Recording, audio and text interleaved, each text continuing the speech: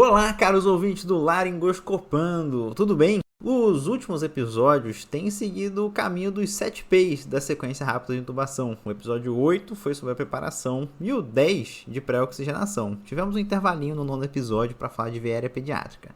Então, como manda o roteiro, hoje o assunto é o terceiro P, aquele que é crucial antes de você mandar um indutor e um bloqueador neuromuscular para dentro do paciente, que é o P da pré-otimização. Então, para nos auxiliar com essa tarefa, temos hoje um grande convidado aqui, que é o Diego Amoroso. Diego, se apresente aí para os ouvintes. Fala galera, prazer, Diego Amoroso, eu sou médico emergencista, me formei em 2021 pela USP São Paulo. E aí depois, enfim, acabei mudando aqui para os Estados Unidos e estou na residência novamente. Estou como R1 de novo aqui na UC Davis, aqui em Sacramento, na Califórnia agora. E eu sou sócio criador da Omni, como vocês devem saber, Emergência Omni. Se vocês não seguem ainda, sigam lá, @Emergência Omni. A gente trouxe para cá o curso The Difficult Area Course e essa é a minha maior paixão na via aérea, paixão na emergência, é falar de via aérea e tratar esse paciente aí no momento mais crítico da atenção dele na emergência. Muito bem, muito bem. Diego, para começar, o nome pré-otimização ele tem sido um pouquinho contestado, né? Antes a gente chamava de pré-medicação, uma coisa que eu espero que tenha ficado no passado, porque remete ao uso do fentanil, e hoje a gente meio que mantém o pré-otimização, mas por uma questão de ter o P ali dos 7 P's, né? Independente de como a gente vai chamar o terceiro passo, se é pré-otimização, se é otimização, a primeira questão aqui, Diego, é o seguinte: o que é essa otimização do paciente que eu tenho que fazer antes de intubar? Melhor dizendo também, quem é o paciente não otimizado? Eu acho que sempre que tem alguma mudança de terminologia, assim, algum motivo tem, né? Então, o termo antigo era pré-medicação. E isso implicava em você fazer alguma coisa antes de intubar o paciente, fazer alguma medicação antes de intubar o paciente. E claro, nisso antigamente vinha fentanil ou lidocaína, vinha atropina para criança. Então, conforme a literatura foi evoluindo, o nosso conhecimento em medicina de emergência foi aumentando em uma compreensão melhor com a pesquisa, a gente entendeu que a gente de repente não precisaria fazer essas medicações. Ou pior ainda, alguns estudos mostraram que fazer essas medicações muitas vezes piorava o prognóstico do paciente. Então, hoje o conceito é: eu vou intubar o paciente, eu preciso otimizar ele. Então, o que seria essa otimização? É basicamente otimizar a fisiologia dele. A intubação não é algo natural. Imagina, se você foi intubado aos 56 anos de idade por um AVC e você nunca foi intubado antes, o seu pulmão a vida inteira foi acostumado com uma pressão negativa. Agora, a partir desse momento, com 56 anos de idade, você está empurrando uma pressão positiva ali no tórax e empurrando adicionando uma pressão extra no mediastino, dificultando o retorno venoso. Então, isso é uma agressão ao paciente. A intubação em si é uma agressão. Então, a ideia dessa otimização e exatamente a mudança do nome de pré-medicação para otimização, ou talvez pré-otimização como para manter o P, a ideia é justamente você fazer o paciente aguentar, sobreviver àquele procedimento que você vai fazer para ele, porque intubar não é tratar ninguém, né? Intubar é algo temporário que a gente faz para dar um suporte para o paciente enquanto a gente está tratando o resto. Então a ideia é fazer o paciente sobreviver. E isso muitas vezes não entra no checklist mental da galera, né? Então, eu lembro que saindo da faculdade você sai com aquela cabeça assim: eu preciso saber intubar um paciente. E saber intubar um paciente, na minha cabeça, mudou tanto assim, ao longo do tempo, que hoje, para mim, saber intubar um paciente é algo muito diferente do que era lá quando me formei. Então, hoje, saber intubar um paciente, para mim, é manter o paciente vivo, sem hipoxemia, sem hipotensão o tempo inteiro. E, claro, tentar intubar rápido e tudo mais, mas é você fazer algo menos agressivo possível para aquele paciente. Sempre que eu vou intubar, eu gosto de comentar com a equipe o seguinte: a gente nunca vai intubar um paciente hipotenso, a não ser que a gente seja forçado a agir, né? Eu sempre explico para a equipe aquele dado que veio da base de dados do NIR, que já foi comentado em outros episódios aqui. Um paciente chocado tem 6 vezes mais chance de ter uma PCR pós-intubação, né? E aí é melhor tomarmos nosso tempo para otimizar o paciente, garantir uma intubação segura, do que ficar querendo fazer tudo nas pressas e depois ter que conduzir uma PCR, né? Mas não é só o paciente hipotenso que está em risco, né? Tem o paciente chocado também. E o estado de choque não é somente uma pressão baixa, não é hipotensão somente, né? A gente tem o nosso famoso Shock Index ou índice de choque para nos ajudar.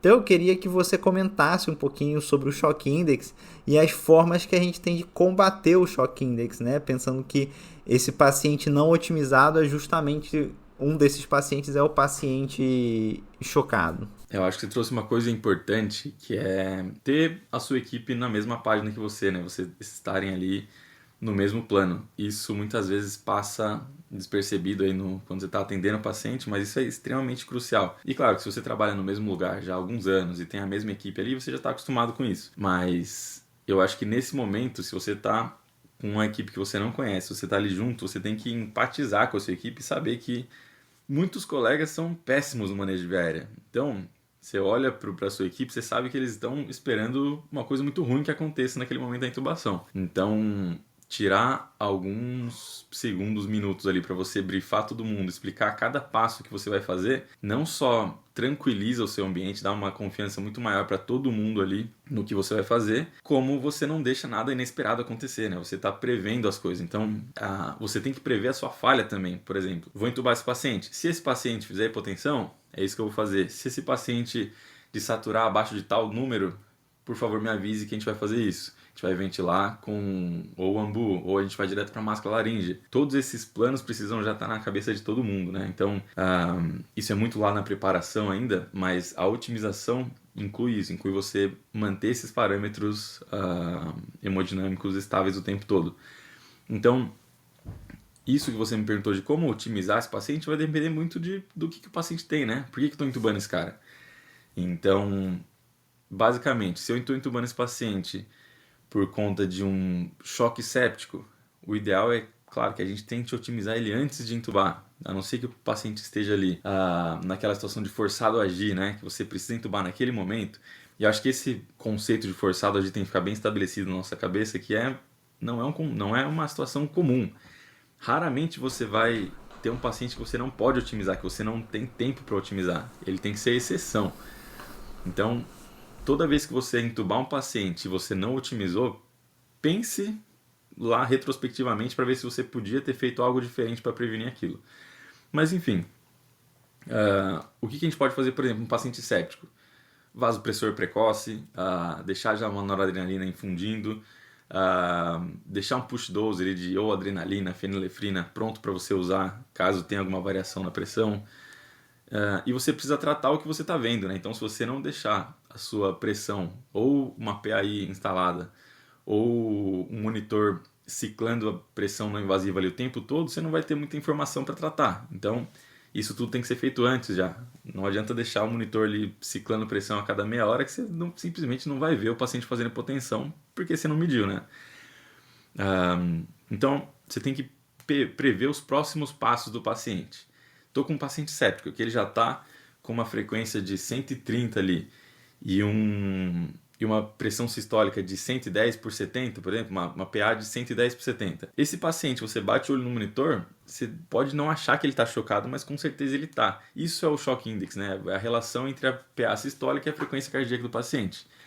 É muito fácil a gente reconhecer que ele está chocado vendo só a hipotensão, mas é mais desafiador aí reconhecer ele pelo Shock Index. Então, uma regra fácil do dia a dia é você ver a pressão sistólica do paciente e a frequência cardíaca. Se a pressão sistólica, o número absoluto, for menor do que a frequência cardíaca, esse paciente tem um Shock Index acima de 1. E a gente tem estudos mostrando que Shock Index acima de 0,9 já prediz mortalidade na intubação, no período peri-intubação. Então, é algo que você tem que combater, você tem que tratar a causa, ou faz volume, ou faz droga vasoativa. No caso de trauma, você vai fazer transfusão maciça. No caso de um paciente desidratado por diarreia maciça, você vai fazer cristalóide. Então, você vai tratar o que está acontecendo com o paciente antes de intubar. Eu gosto de pensar isso assim também, né? É muito fácil você reconhecer um paciente chocado quando ele está hipotenso, mas não é todo paciente chocado que está hipotenso, né? Essa coisa que você falou, tu olha assim, o paciente, você não precisa nem ir para 130 de frequência cardíaca, né? O paciente está com 110 de frequência cardíaca e 110 de pressão sistólica, o Shock Index dele, né? Se eu dividir a minha frequência cardíaca pela pressão sistólica tá 1 já. Então não é um paciente, ele é um paciente que está chocado pelo choque index, é o que você falou, já está perdendo mortalidade. Se eu for entubar esse paciente aí, seja pelo motivo que for, eu tenho que estar preparado, porque assim, depois que eu entubá-lo, aí vou começar a fazer todas aquelas alterações hemodinâmicas que você comentou, né, decorrente da pressão positiva na caixa torácica, provavelmente esse paciente aí vai afundar. Até porque, independente do indutor que a gente escolher, todos eles têm um certo grau aí de instabilidade hemodinâmica, né, de serem, de causarem um certo grau de hipotensão. Então, eu vou entubar aquele paciente ali com 110 de frequência cardíaca, 110 de pressão sistólica, eu já deixo a minha noradrenalina preparada. E assim, eu devo ser uma das pessoas no hospital que eu trabalho que mais gasta noradrenalina, mas vamos ser bem sinceros, gente. 4 ampolas de noradrenalina são muito baratas, assim, pro hospital. Não é como se eu estivesse jogando fora 2 ampolas de Alteplase, que é R$5.000 cada uma. Tá jogando fora ampola de adrenalina, de noradrenalina, que custa alguns centavos, sabe? E é isso aí, é pra quê? Pra você impedir uma PCR, né? E aí, se você for ver o custo de uma PCR e o custo de 4 ampolas de noradrenalina, são custos bem diferentes.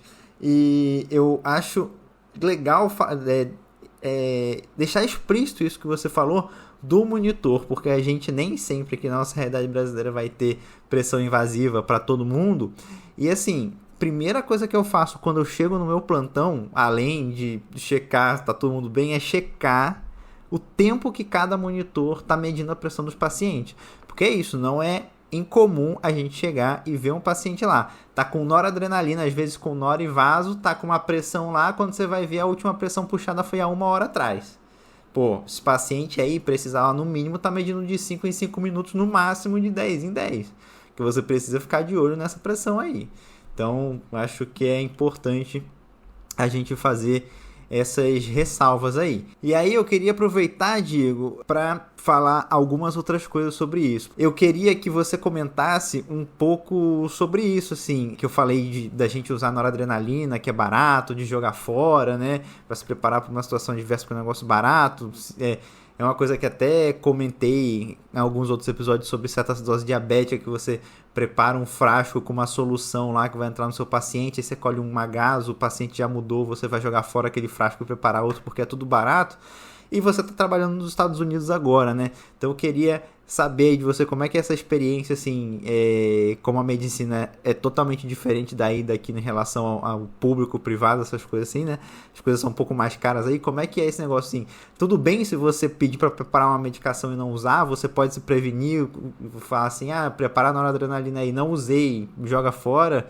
Você tem um pouco essa liberdade aí? Como é que é isso? Eu acho que a gente no pronto-socorro recebe muita crítica, assim, de forma geral, né? Tanto aqui nos Estados Unidos quanto no Brasil. A gente recebe crítica do hospital inteiro sempre, né? Do pronto-socorro. Seja porque o pronto-socorro tá cheio, seja porque tem reclamação, é o lugar que o povo mais reclama. E também é onde o povo mais reclama que a gente desperdiça recurso, né? E na real não é, eu não acho que seja o lugar que a gente mais desperdiça recurso. Na real a gente tá lidando com o paciente, com a vida do paciente ali o tempo todo. E se for para abrir um equipamento e não usar para ganhar alguns segundos, alguns minutos ali numa intervenção importante, como por exemplo, um tubo orotraqueal que você abre, deixa ele aberto.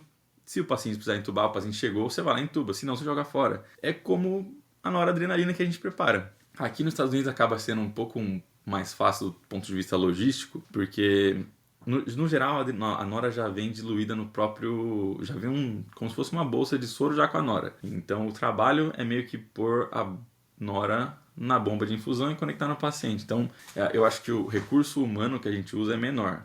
No Brasil, eu entendo que, às vezes, a gente tem um recurso humano muito reduzido. Então, você tem uma equipe de enfermagem reduzida, cuidando de 1 milhão de pacientes ali junto.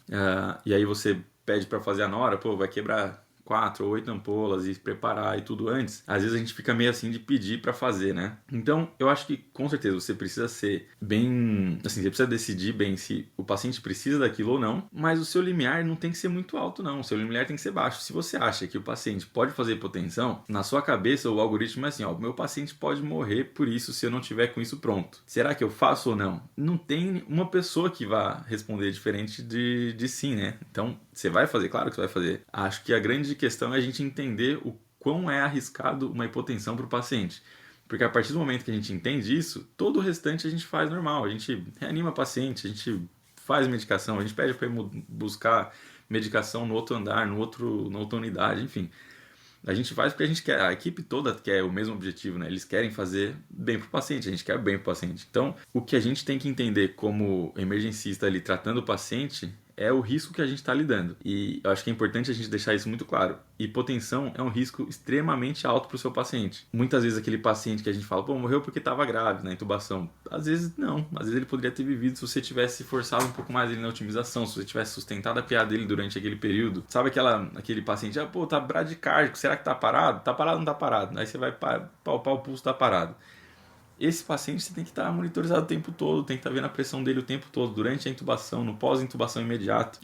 Esse período crítico não é só durante a intubação, é naquele período de 10, 15, até 30 minutos ele pós-intubação também.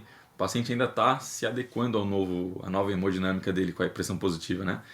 Então, sim, se precisar fazer noradrenalina, pede e já deixa instalado. É importante a gente justificar a conduta para a equipe. E aí, de novo, eu trago a nossa relação com a equipe, né?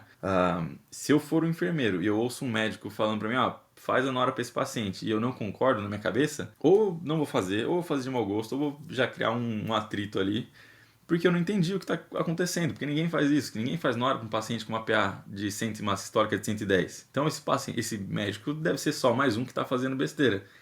Então, eu acho que, de novo, briefar a equipe, explicar o motivo da gente estar fazendo aquilo é muito importante. A nossa ideia é fazer nora para a gente inverter essa relação. A gente vai fazer a PA sistólica ficar maior do que a frequência cardíaca desse paciente. E aí, surpreendentemente, na maior parte dos casos, na real, você começa a nora e a frequência do paciente cai, a frequência cardíaca dele, e óbvio, você vai aumentar a PA sistólica, mas mesmo com esse estímulo adrenérgico da nora, a sua frequência cardíaca muitas vezes cai, porque você está rebalanceando ali o débito cardíaco do paciente. É legal você falar isso da relação com a equipe, porque quando eu comecei a falar essas coisas para a equipe de que a gente não está entubando o paciente ainda porque ele está chocado, e esse paciente chocado tem 6 vezes mais chance de ter uma PCR pós-intubação, porque o que acontecia? Eu ia entubar e eu não ia com pressa, né? Como é normal da gente ver, né? A gente ficava lá do lado do paciente, a equipe toda, tudo preparado, e a gente esperando, olhando ali a saturação, olhando a pressão. E aí eu falava, a gente não tá entubando ainda por conta disso.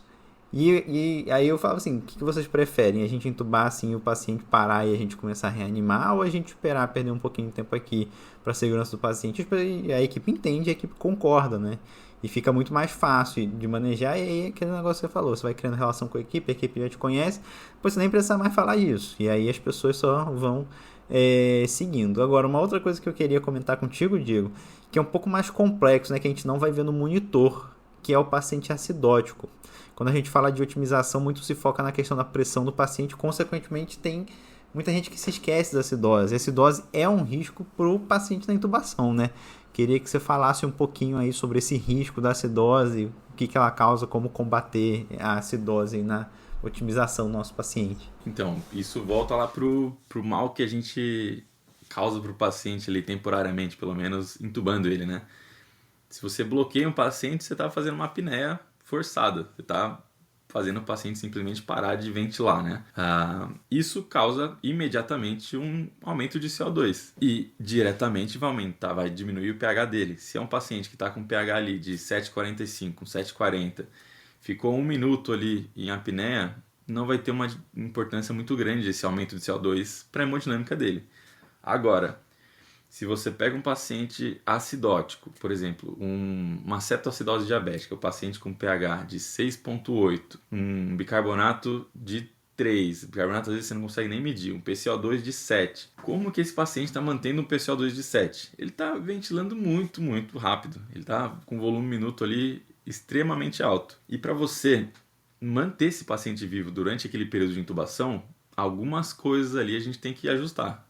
Primeiro eu vou fazer o pior cenário possível, né? A gente intubou esse paciente com cetoacidose diabética e não fez nada disso. Parei para intubar ele, fiz o bloqueador neuromuscular, laringoscopei, não estou conseguindo intubar, fiquei um tempão ali perdendo tempo na laringoscopia, não ventilei o paciente depois. O cara ficou ali 2 minutos sem respirar, CO2 de 7 passou para 45, que ainda é normal, mas o pH dele passou de 6,8 para 6,5 e morreu. Não bate mais o coração depois disso. Como que a gente faz para prevenir isso, né? Então, uma das estratégias é você manter esse volume minuto que o paciente está fazendo antes da intubação, que está mantendo ele vivo, depois da intubação. Então, se ele está respirando ali 45 vezes por minuto e mantendo um PCO2 de 7, no ventilador mecânico você vai tentar chegar o mais próximo disso possívo. Claro, sem fazer autopip, nada disso, mas você vai tentar manter esse volume minuto alto.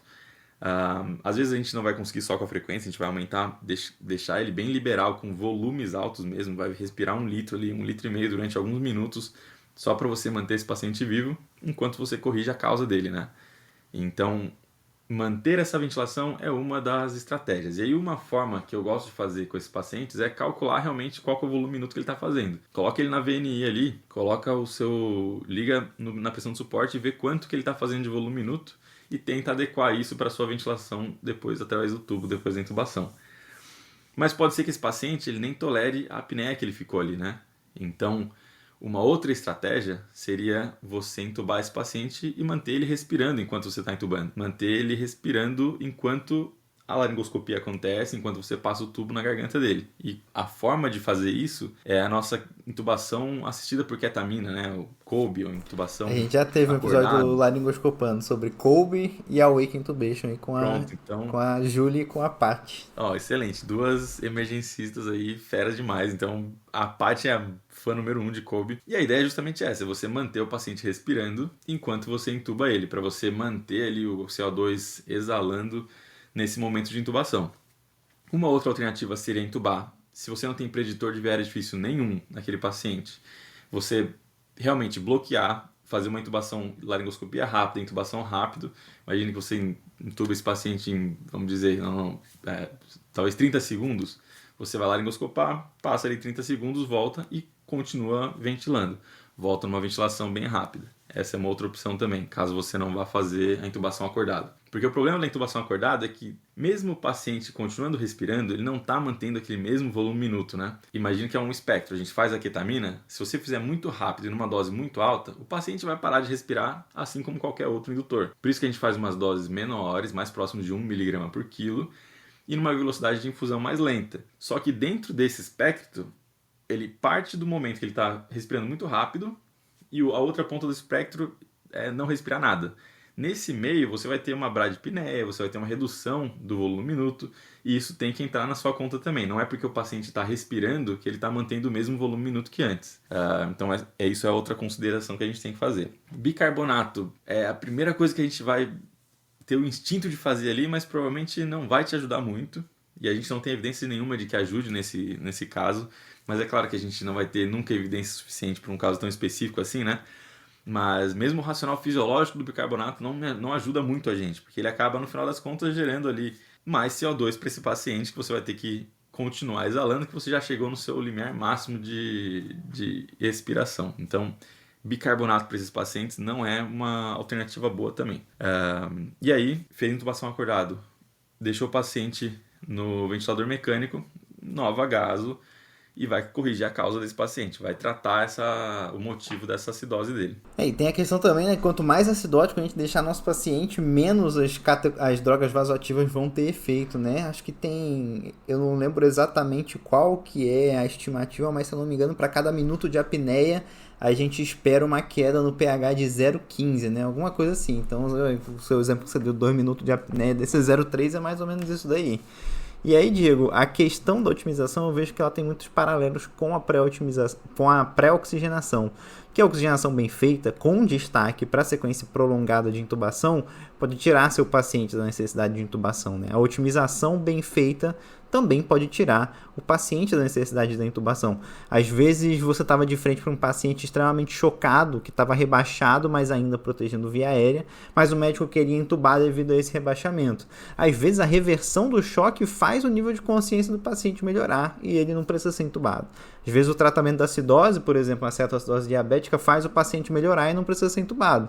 E não é como se a intubação fosse um procedimento isento de risco, que nem você falou no começo do episódio, né? Muito pelo contrário, coloca o paciente com vários riscos, principalmente quando a gente está colocando esse paciente acidótico em apneia, como você falou. Eu acredito que muitas intubações que ocorrem no Brasil talvez não fossem realmente necessárias. Não se intuba um paciente por rebaixamento do nível de consciência, se intuba um paciente por não proteção de via aérea. São coisas diferentes. E tanto choque, hipotensão como acidose levam ao rebaixamento do nível de consciência, que não necessariamente é a mesma coisa que não proteção de via aérea. Queria reforçar isso aqui porque acho que isso é uma coisa que a gente vê muito acontecer no Brasil. Dito isso, quando a gente está falando de pré-otimização, a gente está falando de tempo, né? A gente tem tempo para otimizar o paciente e mesmo que ele não proteja a via aérea, o médico pode ajudar a diminuir os riscos de broncoaspiração enquanto a otimização está rolando. Então eu queria comentar contigo sobre essa situação. Na maioria dos casos, dá tempo de otimizar o paciente. Não precisa sair correndo para entubar. Entender o que está acontecendo com o paciente para manejar da melhor forma e realizar uma intubação segura é muito importante. Aí eu queria que você comentasse um pouquinho disso daí, porque depois a gente vai falar do forçado a agir também nessa questão do tempo, porque eu vejo, não sei como é que está sendo a sua experiência nos Estados Unidos, você teve bastante contato aqui no Brasil também, né? Mas essa questão assim do tempo, às vezes eu sinto que as pessoas saem um pouco na correria para querer entubar, não entender muito bem o que está acontecendo, e até mesmo o Ian comentou num outro episódio aqui, né, do sequência rápida de intubação, às vezes a pessoa fica com rápido na cabeça, tipo, tem que ser rápido, tem que fazer tudo, mas não, dá tempo, né? Eu acho que a gente precisa ainda mudar algumas coisas na nossa sequência nessa sequência tradicional da intubação. E mesmo os 7Ps, né? A gente sempre vai adaptando as coisas para encaixar nos 7Ps. Parece que a gente está adaptando mais os 7Ps para encaixar na nossa realidade do que a gente já faz do que seguir os 7Ps propriamente dito, na sequência que ele é. Então eu acho que o P da pré-oxigenação e o P da pré-otimização, da otimização, deviam caminhar bem juntos ali, porque você está otimizando a hemodinâmica do paciente, está otimizando da mesma forma como a gente está preparando a hemodinâmica dele para não sofrer ou tolerar a intubação, a gente está preparando aquele pulmão, aquela oxigenação, para justamente ter uma reserva ali para aguentar aquele período. Então, para mim, a pré-oxigenação funciona muito como uma otimização mesmo. E otimização é diferente de paciente para paciente, pré-oxigenação também acredito que deva ser diferente de paciente para paciente. A gente já fazia VNI para DPLC ou VNI para edema agudo há muito tempo e acabava entubando esse paciente logo depois. Agora a gente tem visto que talvez fazer VNI para maior parte dos pacientes seja até benéfico. Então, eu acho que a gente tem que começar a pensar nessa pré-oxigenação como algo que a gente está otimizando ali mesmo para o paciente poder tolerar. Agora, você comentou das indicações, né, de entubar o paciente com rebaixamento do nível de consciência ou por rebaixamento do nível de consciência. Acho que tem um erro conceitual assim da gente falar, estou entubando por rebaixamento, na real você está entubando por proteção de via aérea, né, como se fosse uma coisa só. Eu acho que, sem querer ser muito pedante, mas o rebaixamento do nível de consciência, claro, a gente não vai entubar só por isso.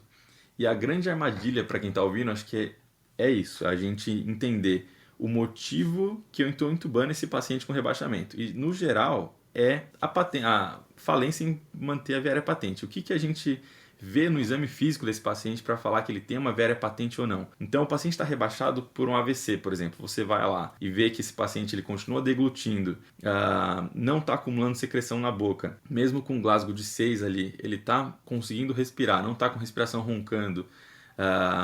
Você coloca ali 3 ml de soro na boca, ele consegue deglutir bem. Esse paciente potencialmente está protegendo a via aérea dele. Então, você entubar esse paciente pode ser uma coisa ruim nesse momento. Especialmente porque quando você entuba, você tira um recurso absurdo do atendimento, do atendimento como um todo para focar na via aérea e acaba deixando outras coisas secundárias. Isso é particularmente importante no trauma, por exemplo. A gente vê paciente chegando vítimas de trauma com rebaixamento do nível de consciência, mas ele não está com aquela via aérea ali obstruída, precisando entubar exatamente agora, nesse momento. Você tem aquele tempo para continuar seguindo no atendimento dele, no ABC ali, ver se ele tem um pneumotórax, ver se ele tem uma pelve que precisa ser fixada, precisa ser estabilizada, antes de você parar para entubar esse paciente. Então, eu acho que o grande ensinamento disso é você entender o motivo pelo qual você está entubando esse paciente. E rebaixamento por si só não é um motivo. Você perguntou com relação aqui, né, se existe essa correria ou não. Eu acho que depende muito do tipo de paciente. Eu acho que trauma ainda é ainda tem essa coisa do ATLS, né? O ATLS ainda força muito, tem uns conceitos bem polêmicos aí do que é via aérea, das indicações de via aérea.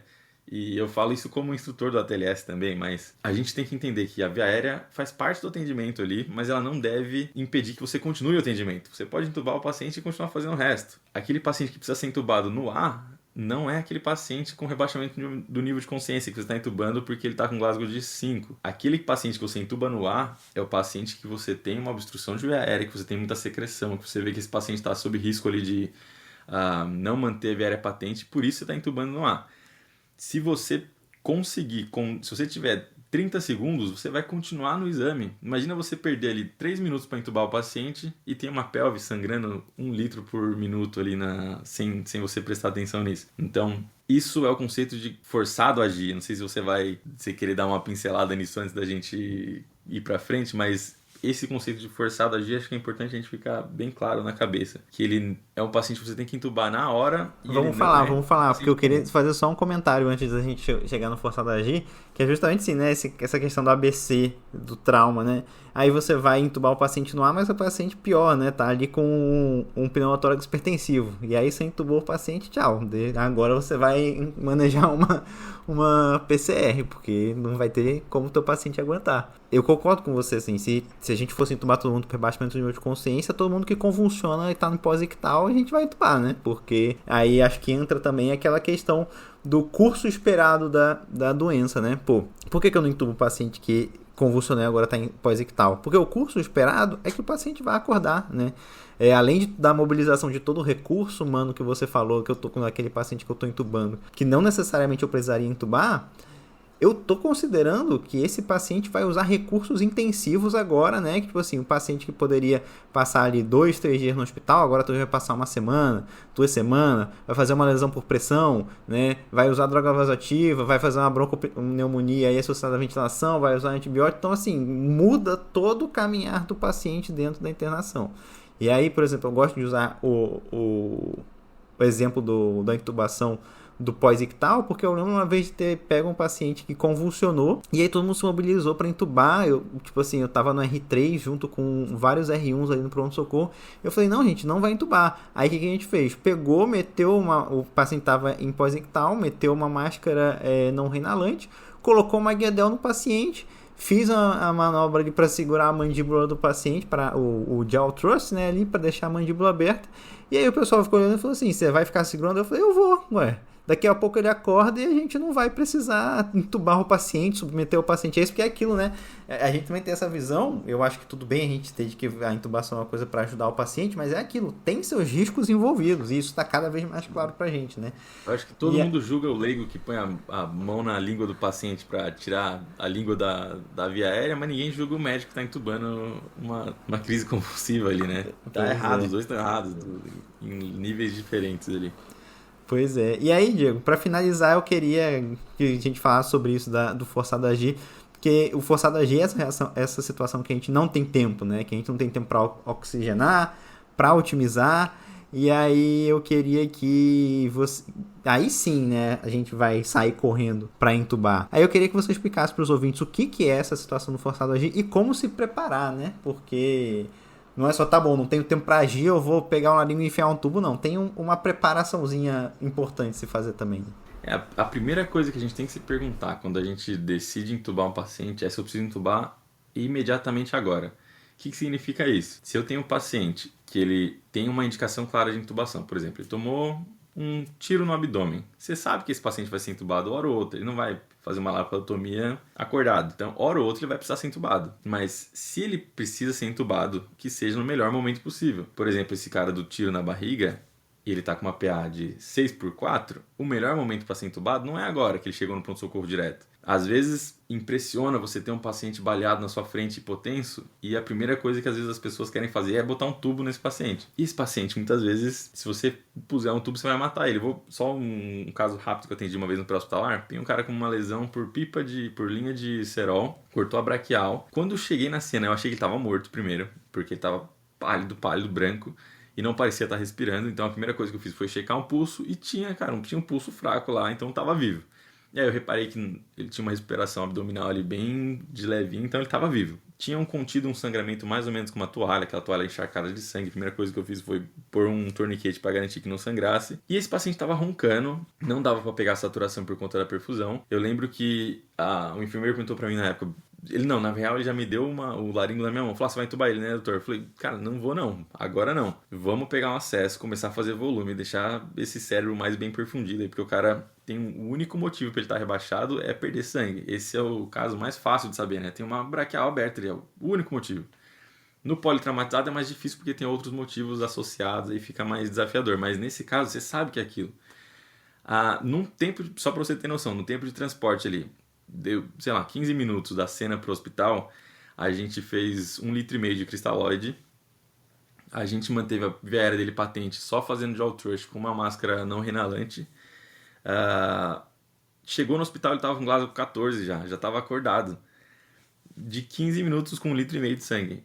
E ele toma inicialmente ele tinha uma PA inaudível. E aí eu fico pensando, se eu tivesse entubado esse cara, eu tinha matado ele lá atrás. Então, assim como para esse caso a intubação seria uma coisa muito ruim, é a mesma coisa que o cara que tomou um tiro na barriga. Provavelmente intubar imediatamente agora com uma via aérea totalmente patente não é uma coisa boa, então você vai otimizar antes. Então, primeiro de tudo, pense que 95%, a maior parte dos pacientes não vão ser forçados a agir, não vão ser aquele paciente que você não tem tempo para intubar. Quase todos os pacientes você vai ter algum tempo para otimizar. Se você tiver, otimize, como a gente já falou. Agora, uma porcentagem muito pequena. E por que eu estou focando tanto que a porcentagem é pequena? Porque a gente às vezes está tanto na emoção, a gente fala, pô, forçado a agir, vamos lá.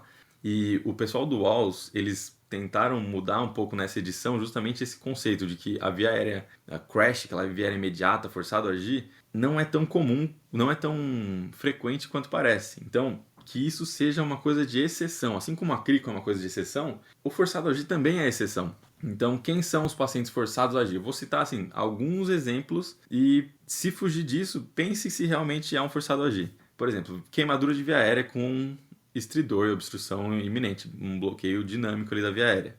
Esse paciente é um forçado a agir. Se eu não entubar esse paciente agora, ele vai acabar obstruindo nos próximos segundos aí e eu não vou conseguir entubar mais. Paciente com hematoma cervical em expansão, por exemplo. Aquele hematoma comprimindo a traqueia ali pela lateral, pode ser que em algum momento você nem consiga passar nenhum tubo ali mais. Esse é o forçado a agir. Paciente com trauma de face complexo, com uma face toda quebrada e toda lacerada. Esse paciente, se você não entubar ele logo, você não tem patência da via aérea. Aquela via aérea não está se mantendo patente. Mesmo que seja temporária ali, você consiga juntar os pedaços, levantar um pouquinho para respirar, aquele paciente está com risco iminente de parar completamente de respirar. Então, esse é um forçado a agir. Às vezes é um forçado a agir como crico primária, né? Você vai fazer um crico direto. Mas, imagine, são exceções. Então, se você não está na exceção, se é um paciente do dia a dia, se pergunte o que você precisa fazer para otimizar. Agora, forçado a agir, você vai ver lá no algoritmo do Walls, ele fala, faça as drogas de sequência rápida. Então, o que você tem tempo de fazer para esse forçado a agir, no geral, é botar uma máscara não renalante ali na cara dele, jogar no flush o máximo que der, colocar um BVM, ou como uma opção, colocar um BVM e fazer uma pressão positiva enquanto der, se não tiver nenhuma contraindicação para isso, né? Por exemplo, um trauma penetrante de pescoço, que você talvez aumente um enfisema subcutâneo aí do pescoço e vá piorar. Então, alguma forma de oferecer oxigênio enquanto você está preparando sua medicação, preparando seu laringo, acesso venoso, claro, você vai precisar, e empurrar as drogas de medicação. Por que o Walls fala só empurrar as drogas de medicação? Porque você acaba não tendo tempo de fazer todo o processo antes. Então não dá para considerar isso uma sequência rápida de intubação, porque a sequência deveria englobar toda aquela preparação e tudo mais do paciente. Então esse paciente você empurraria as drogas, faria um posicionamento enquanto está tudo acontecendo ali, e aí você intubaria esse paciente já deixando alguém preparado para uma crico. Porque imagine que se você está intubando um paciente numa situação de forçado a agir, o risco daquela via aérea não dar certo é muito grande. Então, ao mesmo tempo que você está preparando o plano A, tem que ter já uma segunda pessoa preparando para ir para o pescoço do paciente, caso não consiga. Esse é o forçado a agir com aquele duplo preparo, né? Você tem alguém ali já preparado para ir para o pescoço, fazer uma crico se precisar. Perfeito, Diego. Eu vou finalizar aqui com o seguinte, você falando essa questão, né? E é uma coisa que eu penso assim, eu acho que essa discussão da otimização e aquilo que você comentou lá no começo do episódio, morreu porque estava grave. Não é que morreu porque estava grave. Acho que talvez muitas das vezes morreu porque foi mal manejado.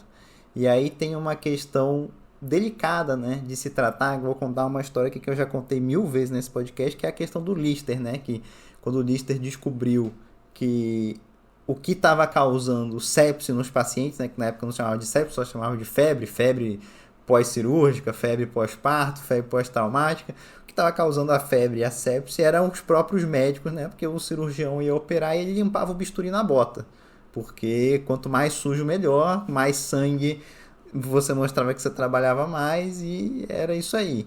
E quando o Lister mostrou, o Lister não foi aceito pela medicina logo de cara. Saía artigo no Lancet toda semana de médico caindo em cima dele, porque era um absurdo que ele falava, porque ele acreditava em micróbio imaginário, e ele só foi conseguir se firmar como o Lister que a gente conhece depois de mais de 30 anos nessa luta, e depois dele ensinar toda uma nova geração de médicos sobre a importância do procedimento esterilizado, né? Asséptico, antisepsia. E teve um outro médico que veio antes do Lister, que foi o Samuels, que não teve essa sorte, né? Ele viu isso nas puérperas, e ele viu, só que qual que é o problema tanto do Samuels quanto do Lister? O que esses médicos estavam falando era o seguinte: olha, a causa do óbito do paciente é a gente. A gente tá matando o paciente.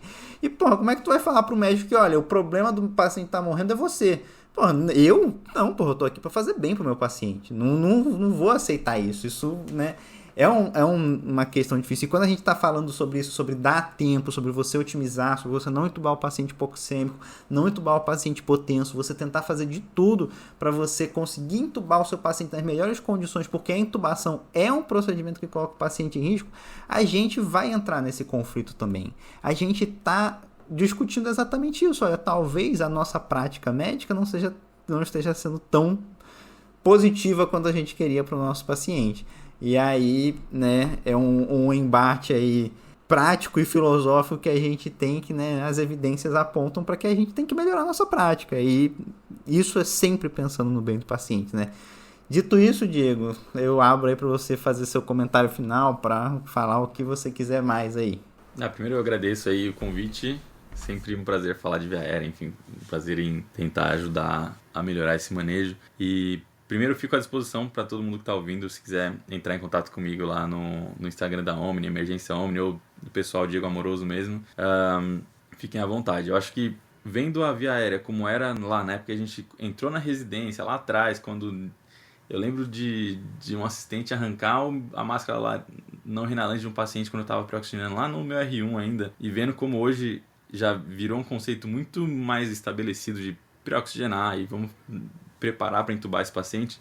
Eu acho que a gente está caminhando numa direção muito, muito boa, principalmente com a medicina de emergência se espalhando aí pelo Brasil. Então, primeiro de tudo, acho que é a gente continuar pregando a palavra da emergência, né? Continuar mostrando aí com a nossa prática no dia a dia como que se faz, e não só de forma egoísta ali fazendo o seu e indo embora, mas treinando todo mundo, treinando a equipe, explicando o que você está fazendo e por que você está fazendo, e sendo sempre muito consciente do que tem evidência ou do que não tem evidência, e sempre tentando se manter atualizado com o que sai de evidência, né? Então, a gente teve o Pre-Ox aí que acabou de sair, você já tem um episódio sobre isso. Se manter atualizado da forma que você conseguir se manter atualizado. Eu acho que podcasts e mesmo essas as páginas de emergência que a gente tem no Instagram, tem muita página boa de emergência que a gente sempre tem novidade aí saindo. Acho que é importante a gente se manter atualizado. Uma das coisas que eu gosto de fazer como... Tem um episódio do podcast com a Patrícia chamado Como Se Manter Atualizado, inclusive.